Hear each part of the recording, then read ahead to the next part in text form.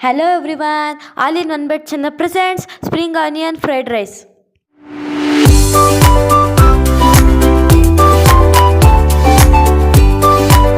ಈ spring onion fried rice ಮಾಡೋದು ತುಂಬ ಈಸಿ. ನೀವು ಕೂಡ ಮನೇಲಿ ಒಂದ್ಸಲಿ ಟ್ರೈ ಮಾಡಿ, ಹೇಗೆ ಬಂತು ಅಂತ ಕಮೆಂಟ್ ಮಾಡಿ.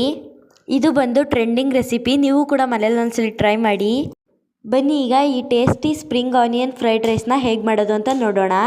ಒಂದು ಮಿಕ್ಸಿ ಜಾರ್ಗೆ ಅರ್ಧ ಒಳಲ್ಲೇ ಅರ್ಧ ಆಗೋಷ್ಟು ಕಾಯಿ, ಒಂದು medium size tomato, 1 table spoon ಆಗೋಷ್ಟು ಅಚ್ಚ ಖಾರದ ಪುಡಿ,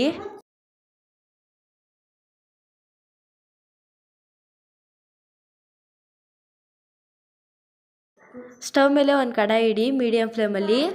3 ಟೇಬಲ್ ಸ್ಪೂನ್ ಆಗೋಷ್ಟು ಕುಕ್ಕಿಂಗ್ ಆಯಿಲ್ ಹಾಕಿ, ಮತ್ತು ಅರ್ಧ ಟೀ ಸ್ಪೂನ್ ಆಗೋಷ್ಟು ಸಾಸಿವೆ, ಸ್ವಲ್ಪ ಜೀರಿಗೆ ಮತ್ತು ಕರಿಬೇವಿನ ಸೊಪ್ಪೆಲ್ಲ ಚಟಪಟ ಅಂತ ಸಿಡ್ದಾದ್ಮೇಲೆ ಈರುಳ್ಳಿ, 2 ಮೀಡಿಯಮ್ ಸೈಜ್ ಈರುಳ್ಳಿನ ಈ ಥರ ಚಿಕ್ಕ ಚಿಕ್ಕದಾಗಿ ಕಟ್ ಮಾಡಿ ಹಾಕೊಳ್ಳಿ. ಮೆಣಸಿನ್ಕಾಯಿ ಖಾರಕ್ಕೆ ತಕ್ಕಷ್ಟು ನಾವಿಲ್ಲಿ 5 ಈ ಥರ ಮಧ್ಯೆ ಸೀಳ್ಬಿಟ್ಟು ಹಾಕ್ಕೊಂಡಿದ್ದೀವಿ. ಹಾಕ್ಬಿಟ್ಟು ಅವೆರಡನ್ನೂ ಕೂಡ ನೀಟಾಗಿ ಫ್ರೈ ಮಾಡ್ಕೊಳ್ಳಿ. ಈರುಳ್ಳಿ ಎಲ್ಲ ಗೋಲ್ಡನ್ ಕಲರ್ ಆಗಬೇಕು ಅಲ್ಲಿವರೆಗೂ.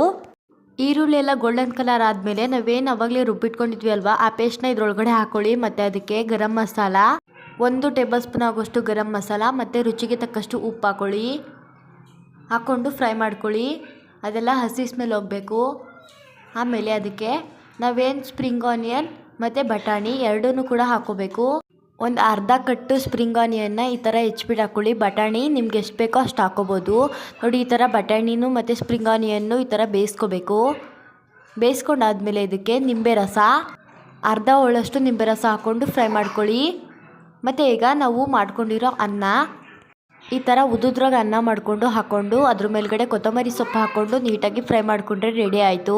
ತುಂಬ ಟೇಸ್ಟಿಯಾಗಿರುತ್ತೆ. ನೀವು ಕೂಡ ಮನೇಲಿ ಒಂದ್ಸರಿ ಟ್ರೈ ಮಾಡಿ, ಈಸಿಯಾಗಿ ಮಾಡ್ಬೋದು.